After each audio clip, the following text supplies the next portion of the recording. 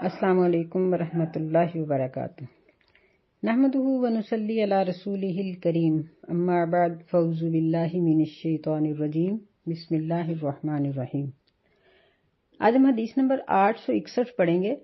جو باب عشرت النساء کی تیسری حدیث ہے۔ یہ سیدنا ابو ہریرہ رضی اللہ تعالیٰ عنہ سے روایت کی گئی ہے۔ وعن ابی ہریرہ رضی اللہ تعالیٰ عنہ عن النبی صلی اللہ علیہ وسلم، وہ نبی صلی اللہ علیہ وسلم کی طرف سے روایت کرتے ہیں یا بیان کرتے ہیں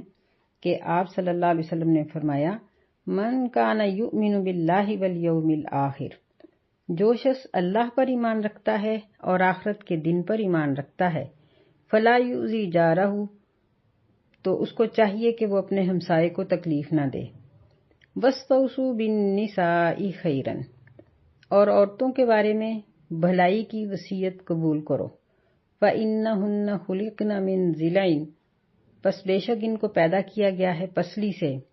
وإن أعوج شيء من الضلع أعلاه، اور پسلیوں میں سے سب سے ٹیڑھی پسلی اوپر والی ہے۔ فإن ذهبت تقيمه كسرته، پس اگر تو اس کو سیدھا کرنے کے لیے کھڑا ہوگا، یعنی تہیا کر لے گا کہ سیدھا کرنا ہے تو اس کو توڑ دے گا۔ وَإِن تَرَكْتُهُ لَمْ يَزَلْ أَعْوَجَ، اور اگر تو اس کو چھوڑ دے گا یعنی برداشت کر لے گا تو وہ ٹیڑھا پن ہی اس میں رہے گا۔ فَاسْتَوْصُوا بِالنِّسَاءِ خَيْرًا، پس عورتوں کے بارے میں بھلائی کی وصیت قبول کرو۔ متفق علیہ،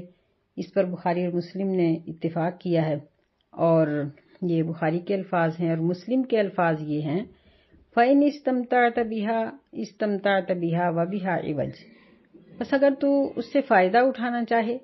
تو پھر فائدہ اٹھا لو اسی حال میں کہ اس میں ٹیڑھ بھی باقی ہے، یعنی ٹیڑھ کی موجودگی میں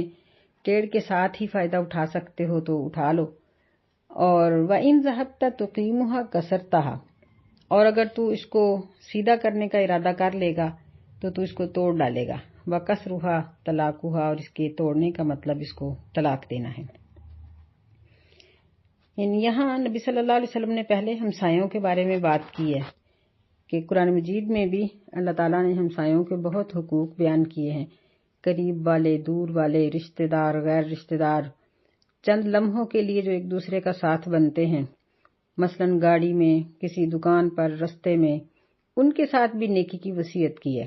اور یہ اعلیٰ اخلاق کی علامت ہے کہ لوگوں کو تکلیف سے بچانا، اور تکلیف سے بچانے کے لیے رستے سے اگر کوئی تکلیف دہ چیز کو ہٹا دیتا ہے تو اس پر بھی اس کو نیکی ملتی ہے۔ تو پھر آپ نے عورتوں کے بارے میں بات کی ہے، یعنی یہاں نساء سے مراد بیویاں ہیں، کہ بیویوں کے ساتھ حسن سلوک کی وصیت کو قبول کرو، یعنی نبی علیہ السلام فرما رہے ہیں کہ میری بھلائی کی جو وصیت ہے اس کو قبول کرو۔ تو عورت کو پسلی سے پیدا کرنے کی بات کی گئی ہے، تو سیدہ حوا علیہ السلام کے بارے میں یہاں اشارہ ہے۔ مشہور قول ہے کہ آدم علیہ السلام کی وہ دائیں پسلی سے پیدا ہوئی تھیں، تو اس کا مقصد یہ ہے کہ عورتوں کی سرشت اور جبلت میں ہی ٹیڑھ ہے، لہٰذا کوئی بھی ان کی اس فطری ٹیڑھ کو ختم نہیں کر سکتا۔ تو فرمایا کہ اگر سیدھا کرنے کا تم ٹھان لو گے تو پھر اس کو طلاق ہی دے دو گے، اور یہ سیدھی نہیں ہو سکتی۔ تو یہاں ہمارے لیے ایک بہت بڑا سبق ہے۔ یہ مطلب نہیں ہے کہ اب نبی علیہ السلام نے عورت کو ٹیڑھی پسلی سے پیدا ہونے کی بات کر دی ہے تو ہم ٹیڑھی سے ٹیڑھی ہی ہوتی چلی جائیں۔ مطلب یہ ہے کہ ہم لوگوں کو خود اپنے طور پر سیدھا ہونا چاہیے۔ اگر عورت اپنے آپ کو سیدھا کرنا چاہے تو ہو سکتی ہے۔ بڑی بڑی نیک خواتین گزری ہیں، عورتوں کا تاریخ میں بڑا کردار ہے، اور عورت ہی اپنی اولاد کے ذہن کو سنوارتی ہے، بناتی ہے۔ نبی علیہ السلام نے فرمایا کہ پہلی تعلیم درسگاہ، پہلی تعلیم کی جگہ ہی ماں کی گود ہے۔ تو اگر عورت خود ہی ٹیڑھی ہوگی تو پھر وہ اپنی اولاد کو کیا سکھائے گی؟ اور اس کا ٹیڑھا پن کیسے دور ہوگا؟ اسلام کے ساتھ۔ یہاں ہمیں ایک اور بھی بڑا لطیف سا نقطہ ملتا ہے، وہ یہ ہے کہ اس کو پسلی سے مشابہت دی گئی ہے۔ پسلی ہڈی ہوتی ہے اور ہڈی کے اندر سختی ہوتی ہے، یعنی اس کا ایک مطلب یہ بھی ہے کہ عورت اپنے ارادے کی پکی ہے۔ اگر اچھا ارادہ کر لیتی ہے تو اس کو بھی پورا کر گزرتی ہے، اگر برا ارادہ کر لیتی ہے تو اس سے بھی پیچھے نہیں ہٹتی۔ تو پھر ہمیں اپنی سوچ کو بدلنا چاہیے، ہمیں اپنے آپ کو اسلام کے سانچے میں ڈھالنا چاہیے کہ اب پسلیاں یہ انسانی مشینری کی حفاظت کے لیے اللہ تعالیٰ نے پیدا کی ہیں، اور ان کی شیپ اس طرح کی ہے کہ ان کے نیچے انسان کا دل ہے اور پھیپھڑے ہیں اور جگر، یعنی یہ چیزیں ساری اللہ تعالیٰ نے ان پسلیوں کے نیچے محفوظ کی ہیں، یعنی یہ حفاظت کے لیے اس طرح ٹیڑھی بنائی گئی ہیں۔ تو اگر ایک عورت اپنی جبلت کو ٹھیک کر لے، اپنے اخلاق کو اسلام کے سانچے میں ڈھال لے، تو یہ معاشرے کی حفاظت کا سبب بن سکتی ہے، اپنی اولاد کو یہ اسلامی تحفظ فراہم کر سکتی ہے۔ اور اگر ماں ایک بچے کے ذہن میں دین ڈالنا چاہے تو وہ ڈال دیتی ہے، الا ماشاء اللہ، یعنی مثال اس چیز کی دی جاتی ہے جو 50% سے زیادہ ہو، کثرت ہو جس کی، تو بکثرت یہ بات کہی جا سکتی ہے کہ عورت اپنے اولاد کے ذہن کو جس طرح کا بنانا چاہے بنا دیتی ہے۔ تو اگر عورت خود دیندار ہوگی تو اس کی اولاد بھی دیندار ہوگی، اور اگر وہ خود غلط ہوگی تو اولاد بھی غلط ہوگی۔ تو پھر ہمیں اپنے لیے ہدایت کی دعا کرنی چاہیے اور اسلام کا بڑے غور سے مطالعہ کرنا چاہیے، اور اپنے وہ اخلاقیات اور وہ عادات جو غیر اسلامی ہیں ان کو ترک کر دینا چاہیے۔ دوسری حدیث ہے سیدنا جابر رضی اللہ تعالیٰ عنہ سے، قال، کہتے ہیں، کننا مع النبی صلی اللہ علیہ وسلم فی غزوۃ، ہم نبی صلی اللہ علیہ وسلم کے ساتھ ایک غزوہ میں شامل تھے، فلما قدمنا المدینہ، پس جب ہم مدینہ کی طرف آئے، اب مدینہ پہنچ گئے، ذهبنا لندخل، تو ہم اپنے گھروں میں داخل ہونے کا ہم نے ارادہ کیا، داخل ہونا چاہتے تھے ہم۔ نبی صلی اللہ علیہ وسلم نے فرمایا، امہلوا، ٹھہرو، حتی تدخلوا لیلا، یہاں تک کہ تم رات کو داخل ہونا، یعنی شان، یعنی رات کو، لکئی تمتشط الشائسۃ، تاکہ بکھرے ہوئے بالوں والی اپنے بالوں کو کنگھی سے سنوار لے، وتستحد المغیب، اور جس کا خاوند غیر حاضر تھا وہ لوہا استعمال کر لے۔ یعنی اس سے یہ ہمیں معلوم ہوتا ہے کہ اگر شوہر کہیں لمبے سفر پر گیا ہے اور اس کی واپسی کا گھر میں پتہ نہیں ہے تو اس کو اطلاع دے کر آنا چاہیے، تاکہ اس کی بیوی اس کے آنے تک بند سنور کے صاف ستھری ہو کر رہے۔ یہاں لوہا استعمال کرنے کا مطلب یہ ہے کہ غیر ضروری بالوں کی صفائی، اور یہاں ہمیں یہ بھی ایک دلیل ملتی ہے کہ عورت سیفٹی استعمال کر سکتی ہے۔ اکثر لوگ سمجھتے ہیں کہ سیفٹی کا استعمال ٹھیک نہیں ہے، تو اگر پلاسٹک کی بھی ہو سیفٹی تو اس میں بلیڈ تو لوہے کا ہوتا ہے، تو اس میں کوئی حرج نہیں ہے، بلکہ ٹھیک ہے، یہ درست ہے، کیونکہ یہاں نبی علیہ السلام نے لوہے کے استعمال کی بات کی ہے۔ اس دور میں جیسی بھی اس کی شکل صورت ہوگی، بہرحال وہ چیز لوہے کی تھی جس سے عورت اپنے جسم کو صاف کرتی تھی، تو یہ کوئی حرج کی بات نہیں ہے، بلکہ یہ اچھی چیز ہے۔ اور بخاری کے الفاظ یہ ہیں کہ اذا اطال احدکم الغیبہ، جب تم میں سے کسی کا گھر سے غیر حاضر ہونا لمبا ہو جائے، یعنی لمبے عرصے کے لیے گیا ہو، فلا یترک اہلہ لیلا، تو وہ رات کے وقت اپنے اہل خانہ میں اچانک نہ آئے۔ یعنی اس لیے یہ منع کیا گیا ہے کہ جب وہ اچانک آئے گا تو میلی کچیلی بیوی کو دیکھ کر کہیں اس کے دل میں کوئی نفرت نہ آ جائے، بلکہ اس کو اطلاع دی جائے۔ جس طرح آج کل ہمیں موبائل کی سہولت ہمارے پاس موجود ہے، تو اگر شوہر بیوی کو اطلاع دے دیتا ہے کہ میں فلاں دن آ رہا ہوں، یا وہ ایک مخصوص پیغام دے کر جاتا ہے کہ میں فلاں دن آ جاؤں گا، تو پھر یعنی اس کا آتے ہی گھر میں داخل ہونا، اس میں کوئی حرج نہیں ہے، اور اسے باہر ٹھہر کر انتظار کرنے کی ضرورت نہیں ہے۔ صحابہ کرام کے زمانے میں چونکہ یہ سارے سلسلے نہیں تھے، اور وہ لوگ جب جہاد پر جاتے تھے تو کئی کئی دن کا سفر ہوتا تھا، اور بیویاں بعد میں کئی قسم کی سستی اپنے بننے سنورنے میں کر لیتی ہیں، تو اس لیے ان کو کہا گیا کہ جب وہ واپس آئیں تو نبی علیہ السلام کی عادت تھی کہ جب واپس آتے تھے تو مسجد میں ٹھہرتے، وہاں 2 نفل پڑھتے، صحابہ کرام سے ملاقات کرتے، اور اس کے بعد اپنے گھر میں داخل ہو جاتے۔ وعن ابی سعید الخدری رضی اللہ تعالیٰ عنہ، سیدنا ابو سعید خدری رضی اللہ تعالیٰ عنہ سے روایت ہے، قالا، کہتے ہیں، قال رسول اللہ صلی اللہ علیہ وسلم، رسول اللہ صلی اللہ علیہ وسلم نے فرمایا، ان شر الناس عند اللہ منزلۃ یوم القیامہ، کہ لوگوں میں سے اللہ کے نزدیک قیامت کے دن بدترین درجے والے وہ لوگ ہوں گے، الرجل یفضی الی امرأتہ، یعنی ایسا مرد جو اپنی بیوی سے ملاقات کرتا ہے۔ یہاں ملاقات سے مراد مرد کا مباشرت کرنا ہے کہ وہ اپنی بیوی سے ملاقات کرتا ہے اور وتفضی الیہ، اور وہ اس سے ملاقات کرتی ہے، ثم ینشر سرہا، پھر وہ ایک دوسرے کے بھید یا اسرار یا چھپی ہوئی باتوں کو پھیلاتے ہیں۔ تو ایسے لوگ پھیلانے والے جو ہیں یہ اللہ تعالیٰ کے نزدیک قیامت کے دن بدترین درجے والے ہوں گے۔ قرآن مجید میں بھی اللہ تعالیٰ نے اس حکم کو ذکر کیا اور فرمایا کہ ہن لباس لکم وانتم لباس لہن، کہ دونوں میاں بیوی ایک دوسرے کا لباس ہو، یعنی لباس وہ ہوتا ہے جو جسم کو چھپا لے۔ تو وہاں آیت میں بھی یہ بات کہی گئی کہ تم دونوں ایک دوسرے کے لباس ہو۔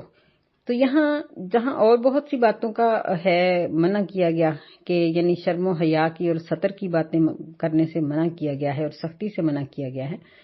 وہاں اس بات میں بھی پرہیز کرنی چاہیے کہ کوئی بھی عورت اپنے شوہر کی محبت کو دوسری عورت کے سامنے بیان نہ کرے، کیونکہ لوگوں کے مزاج مختلف ہوتے ہیں۔ بعض مرد ہوتے ہیں جو گھر کے اخراجات میں کھلے ہاتھ ہوتے ہیں لیکن زبان کے خاموش ہوتے ہیں، اور بعض ہوتے ہیں کھانے پینے کی شوقین نہیں ہوتے بلکہ لباس کے شوقین ہوتے ہیں۔ بعض ایسے ہوتے ہیں کہ جن میں یہ چیزیں نہیں ہوتی، وہ زبان کے اچھے ہوتے ہیں، یعنی میٹھی گفتگو ہوتی ہے۔ تو جب عورتیں آپس میں اکٹھی ہو کے اپنے شوہروں کی باتیں کرتی ہیں کہ اس نے مجھے فلاں موقع پہ اتنے ہزار کا گفٹ دیا اور اس نے میرے ساتھ ایسے تعاون کیا، وہ میرے ساتھ ایسے کرتا ہے، ہو سکتا ہے کہ دوسری عورت کا شوہر ایسا نہ کرتا ہو، وہ کسی اور اچھائی کا مالک ہوگا، لیکن جب آپس میں بات کرتی ہیں تو پھر دوسری عورت جس کا شوہر ایسا نہیں کرتا وہ گھر میں جا کر اعتراض کرتی ہے یا اس کو اپنے شوہر کی یہ کمزوری نظر آنا شروع ہو جاتی ہے۔ تو اس لیے ایسا کرنے سے منع کیا گیا ہے کہ یہ چیز دوسرے گھر میں لڑائی کا سبب بنے گی۔ تو اب اس کا مطلب یہ نہیں ہے کہ شوہر کی برائی کرنا جائز ہے، اچھائی بیان کرنا نہیں جائز، نہیں، برائی بیان کرنا بھی ناجائز ہے، کیونکہ وہ اس کی شہرت پر اور اس کی جو طبیعت ہے اس کو متاثر کرے گی۔ تو اس سے ہمیں یہ چیز معلوم ہوئی کہ اکٹھے بیٹھ کر عام گفتگو ہی کرنی چاہیے، قرآن حدیث کی باتیں کریں، کھانے پینے کی کریں، کسی اور معاملے میں گفتگو کر لیں، تو چغلیوں سے بھی بچنا چاہیے اور شوہروں کی باتوں کو تفصیل سے بیان کرنے سے بھی بچنا چاہیے کہ آج میرے گھر میں اتنا گوشت آیا، آج میرے گھر میں اتنا پھل آیا، آج میرے گھر میں یہ ہوا، میرے شوہر نے ایسے کیا۔ تو دوسری عورت اپنے شوہر کو کمتر سمجھ کر وہ جھگڑا پیدا کرے گی، ایسا کرنے سے ہمیں بچنا چاہیے۔ اللہ تعالی ہمیں نیکی کی توفیق دے، نیک خواتین بننے کی توفیق دے، اور ہم ایسی عورتیں بنیں کہ اللہ ہماری قیامت کے دن تعریف فرمائے۔ آمین یا رب العالمین۔ السلام علیکم۔ سیدنا حکیم بن معاویہ اپنے باپ سے روایت کرتے ہیں، یعنی معاویہ رضی اللہ تعالیٰ عنہ حکیم یہ صحابی ہیں اور حکیم یہ تابعی ہیں۔ کہتے ہیں قلت یا رسول اللہ، میں نے کہا کہ اللہ کے رسول، ما حق زوج احدنا علیہ، ہم میں سے کسی کی بیوی کا اس پر کیا حق ہے؟ قال تطعمها اذا اکلت، آپ نے فرمایا کہ جب تو کھائے تو اس کو بھی کھلائے، وتکسوها اذا اکتسیت، اور جب تو پہنے تو اس کو بھی پہنائے، ولا تضرب الوجہ، اور چہرے پر تو نہ مار، ولا تقبح، نہ برا بھلا کہہ، ولا تہجر الا فی البیت، اور اس کو نہ چھوڑو مگر گھر کے اندر ہی۔ رواہ احمد، اسے احمد نے روایت کیا ہے اور ابو داود نے اور نسائی نے، ابن ماجہ نے۔ وعلق البخاری بعضہ، امام بخاری رحمہ اللہ نے اس کے بعض حصے کو معلق قرار دیا اور اس کو ابن حبان اور حاکم نے صحیح قرار دیا ہے۔ تو اس حدیث میں لفظ زوج ہے، اگر اس کو بعض روایت میں زوجہ بھی پڑھا گیا ہے، تو زوج ہو تو میاں بیوی دونوں مراد ہوتے ہیں، اگر تا کے ساتھ استعمال کیا جائے تو صرف عورت کے لیے یہ لفظ استعمال ہوتا ہے۔ تو انہوں نے پوچھا کہ بیوی کے واجب حقوق کون سے ہیں؟ تو یہاں نبی علیہ الصلوۃ والسلام نے بظاہر عام جو حالات ہوتے ہیں اس میں دو چیزوں کا ذکر کیا ہے کہ اس کو جب تو کھائے تو کھلائے اور جب تو پہنے تو اس کو پہنائے۔ مطلب یہ ہے کہ کھانا پینا، لباس، باقی رہائش، ہر چیز میں بیوی شوہر کے ساتھ مشترک ہوتی ہے۔ شریک ہوتی ہے، جبکہ غیر مسلم یا نبی علیہ السلام سے پہلے کے دور میں بیوی کو ایک لونڈی اور غلام کی حیثیت پر رکھا جاتا تھا، اور اس کا کھانا اور اس کا لباس بہت ہلکا ہوتا تھا۔ تو یہاں یہ ہے کہ قرآن مجید میں اللہ تعالیٰ نے مرد کی جو فوقیت کا ذکر کیا ہے وہ معاملات میں ہے، یعنی اخلاقی معاملات میں، کہ بیوی شوہر کا کہنا مانے، اس کی رضا پر عمل کرے، جو چیز وہ بری سمجھتا ہے اس کو نہ کرے، جو اچھی سمجھتا ہے وہ کرے، جن کو ملنا پسند کرتا ہے ان کو ملے اور جن کو نہیں پسند کرتا ان کو نہ ملے، اور اس کی خیانت نہ کرے، اس کے مال کی حفاظت کرے، اس کے بچوں کی حفاظت کرے۔ یہ سب چیزیں عملی طور پر آ جاتی ہیں۔ اور یہاں یہ ہے کہ باقی حالات میں میاں بیوی دونوں ایک دوسرے کے ساتھ مشترک ہیں، یعنی یہ حقوق میں 50-50% ہے، کہ جس طرح 50% مرد کے حق ہیں تو 50% عورت کے حق ہیں، برابر ہیں دونوں۔ اور آگے یہ عام حالات سے ہٹ کر خاص حالات کی بات کی گئی ہے کہ وَلَا تَضْرِبِ الْوَجْهَ، کہ جب کبھی کوئی رنجش یا کوئی ایسا موقع بن جائے تو چہرے پر نہ مارو۔ یہ باقی احادیث سے اس بات کی وضاحت ہوتی ہے کہ مارنے کا حق شوہر کو اس وقت ہے، یعنی یہ اس سٹیپ پہ ہوگا جب بیوی فحش کام کرے گی، یا وہ ہوگی جھگڑنے والی ہوگی، نشوز ناشیزہ ہوگی، خاوند کے آگے بولنے والی ہوگی، اس کے آگے بولے گی یا اس کی صریح نافرمانی کرے گی، تو اس وقت مرد کو حق حاصل ہے کہ وہ اس کو مار سکتا ہے لیکن چہرے پر نہ مارے۔ اور ایک حدیث میں آتا ہے کہ اس طرح سے مارے کہ نشان نہ پڑے، یعنی معمولی سرزنش کے لیے، اس سے زیادہ نہیں۔ تو یہ عورت کو ادب سکھانے کے لیے ہی ہے۔ ولا تقبح، یعنی اس کو گالی گلوچ کرنا یا اس کو طعنہ زنی کرنا، یا اس کے جس طرح عام طور پہ عادت ہوتی ہے کہ میکے والوں کی غربت یا ان کے جو عیوب ہوتے ہیں ان کا بیویوں کو طعنہ دیا جاتا ہے، یہ غلط ہے۔ اور پھر تیسرا سٹیپ یہ بتایا گیا کہ اس کو گھر سے نہ نکالو، یعنی خود بھی نہ نکلو اور اس کو بھی نہ نکالو۔ لیکن خود نہ نکلنے کا یہ بعض صورتوں میں جواز موجود ہے، کہ جس طرح نبی صلی اللہ علیہ وسلم نے اپنی بیویوں سے الا کیا تھا تو آپ نے اپنے رہنے سہنے کی جگہ الگ کر لی تھی۔ تو اس سے ہمیں یہ چیز معلوم ہوتی ہے کہ یہ موقع محل کے مطابق شوہر بیوی کے ساتھ غصے کا اظہار کر سکتا ہے، کہ پہلے تو اس سے ناراض ہو، پھر یعنی اس سے منہ پھیر لے، پھر بستر الگ کر لے، اگر وہ پھر بھی نہیں مانتی تو کمرہ الگ کر سکتا ہے، یا گھر الگ یعنی کسی دوسرے گھر میں جا کر رہ سکتا ہے، جہاں جس طرح ہوتا ہے کہ مثلا ماں کے پاس جا کر رہ لے یا کچھ ایسا، یا اکیلے گھر میں اکیلے کمرے میں۔ تو یہ سٹیپ بائی سٹیپ یعنی مشکل حالات میں یہ حل بتایا گیا ہے، اور یہ سارے حل جو ناشیزہ ہوتی ہیں، لڑنے جھگڑنے والی بیویاں ہوتی ہیں، ان کے حق میں یہی چیزیں استعمال کی جاتی ہیں۔ اور ان موقعوں پر جو لوگ اس قسم کے حالات سے دوچار ہوتے ہیں وہ ان احادیث کو اپنے لیے بہت مفید سمجھتے ہیں، اور وہاں ہمیں پتہ چلتا ہے کہ ان مسائل کی افادیت کیا ہے، کہ بعض عورتیں اسی طرح سے ہی ان حل کیا جا سکتا ہے۔ اگلی حدیث ہے سیدنا ابن عباس رضی اللہ تعالی عنہما سے، وعن ابن عباس رضی اللہ تعالی عنہما قال قال رسول اللہ صلی اللہ علیہ وسلم، کہتے ہیں کہ رسول اللہ صلی اللہ علیہ وسلم نے فرمایا، لو ان احدکم اذا اراد ان یاتی اہلہ قال بسم اللہ اللہم جنبنا الشیطان وجنب الشیطان ما رزقتنا۔ آپ نے فرمایا کہ تم میں سے کوئی جب اپنی بیوی کے پاس جانے کا ارادہ کرے تو وہ یہ الفاظ کہے کہ بسم اللہ، اللہم جنبنا الشیطان، اے اللہ ہمیں شیطان سے بچا، وجنب الشیطان ما رزقتنا، اور جو اولاد تو نے ہمارے مقدر میں رکھی ہے اس کو بھی شیطان سے بچا۔ اس دعا کے پڑھنے کا فائدہ یہ بتایا کہ فَإِنَّهُ أَن يُقَدَّرْ بَيْنَهُمَا وَلَدٌ فِي ذَلِكَ، اگر اس مرتبہ میں اللہ تعالیٰ ان کے لیے اولاد مقدر کر دے گا، لم یضرہ الشیطان ابدا، تو اس کو شیطان کبھی بھی نقصان نہیں دے گا۔ متفق علیہ، اس پر بخاری اور مسلم کا اتفاق ہے۔ تو یہ یعنی شیطان انسان کا ازلی ابدی دشمن ہے، تو اس لیے اس سے بچنے کے لیے ہر موقع پر پناہ مانگنے کا حکم دیا گیا ہے۔ وعن ابی ہریرہ رضی اللہ تعالیٰ عنہ، سیدنا ابو ہریرہ رضی اللہ تعالیٰ عنہ سے روایت ہے، یعنی نبی صلی اللہ علیہ وسلم کہتے ہیں کہ وہ روایت کرتے ہیں رسول اللہ صلی اللہ علیہ وسلم سے، آپ نے فرمایا اذا دعا الرجل امرأتہ الی فراشہ، جب مرد اپنی بیوی کو اپنے بستر کی طرف بلائے، فابت، پس وہ انکار کر دے، ان تجیہ، یعنی آنے سے انکار کر دے، فبات غضبانہ، وہ شوہر جو ہے وہ غصے کی حالت میں ہی رات گزار دے، لعنتها الملائکۃ حتی تصبح، تو صبح تک فرشتے اس پر لعنت کرتے رہتے ہیں۔ متفق علیہ، اور بخاری مسلم کا اتفاق ہے، اور یہ بخاری کے الفاظ ہیں، اور مسلم کے الفاظ یہ ہیں کہ کان الذی فی السماء ساخطا علیہا حتی یرضى عنہا، کہ وہ ذات جو آسمان میں ہے وہ بھی اس عورت پر ناراض ہو جاتا ہے، اللہ تعالیٰ بھی، یہاں تک کہ اس کا شوہر اس سے راضی ہو جائے۔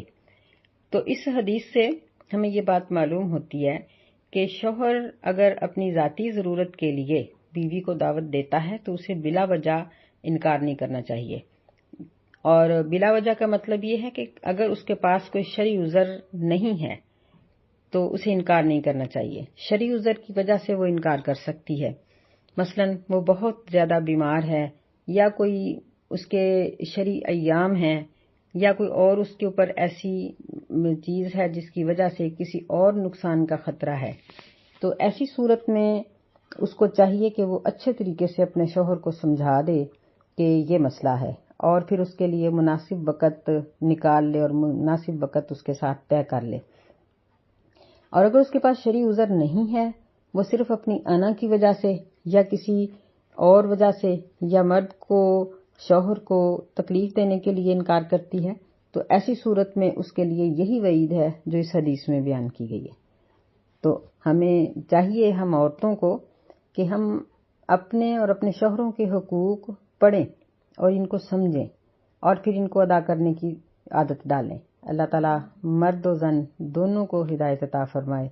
اور ہمیں اللہ تعالیٰ اپنی اطاعت اور فرما برداری کے کام کرنے کی توفیق عطا فرمائے۔ آمین۔ السلام علیکم ورحمۃ اللہ وبرکاتہ۔